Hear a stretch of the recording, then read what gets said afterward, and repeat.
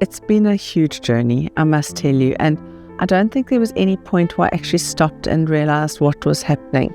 I think the momentum just has grown, and this has taken a life force on its own. There's been so much passion, so much focus, so much excitement. What we have done with the conference itself is to clarify the legalities, to clarify policy, to clarify the implementation of the plan.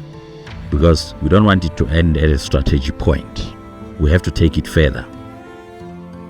Two departments are represented here. That's the Department of Health and also the Department of Women and Youth and Disabilities. And that was the main aim of having an intersectoral global action plan, because epilepsy is not a problem of one sector. It's a problem of many sectors. This was much more of an inclusive kind of arrangement where everyone was around the table having some discussions on how to push forward the IGAP agenda.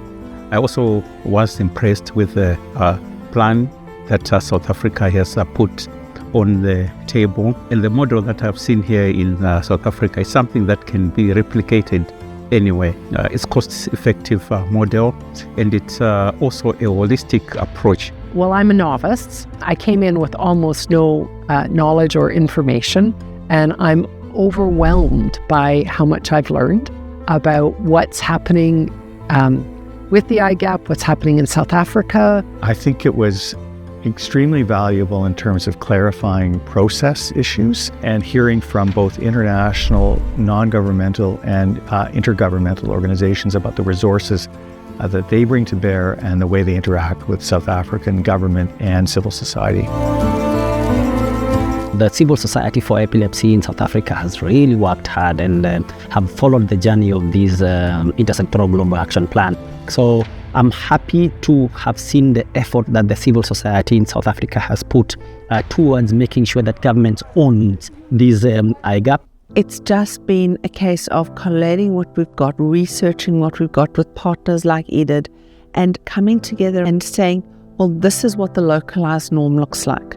International norm is looking at this going, this is an anomaly. Civil society is driving the IGAP ratification in South Africa, and that's something to be proud of.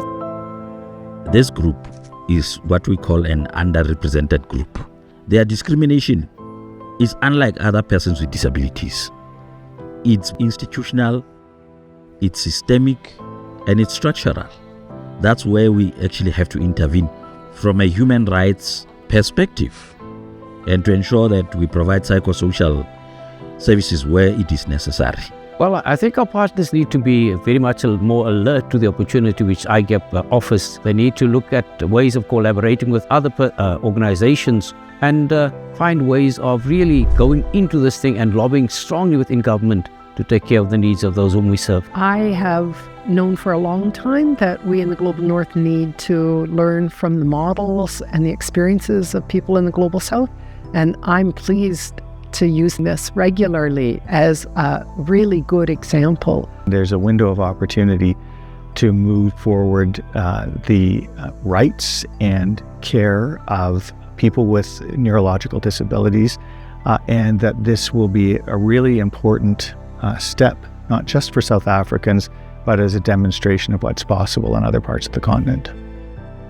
I'm glad to see the representation across today and also the passion with which people are treating this issue. There is a lot of really good and important work going on here, and the right people are at the table. I'm excited with the work on the ground, and I can't wait to be called again to be part of the success that I see coming ahead. Thank you for not tiring and being there in the trenches to ensure that the burden of epilepsy is halted and reversed. So you've heard from academics, brilliant disability activists, epilepsy dedicated people with epilepsy themselves.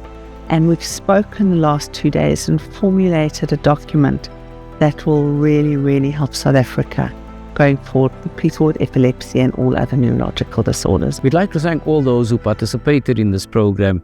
I think that we could really work together quite well. We've achieved what we came here for.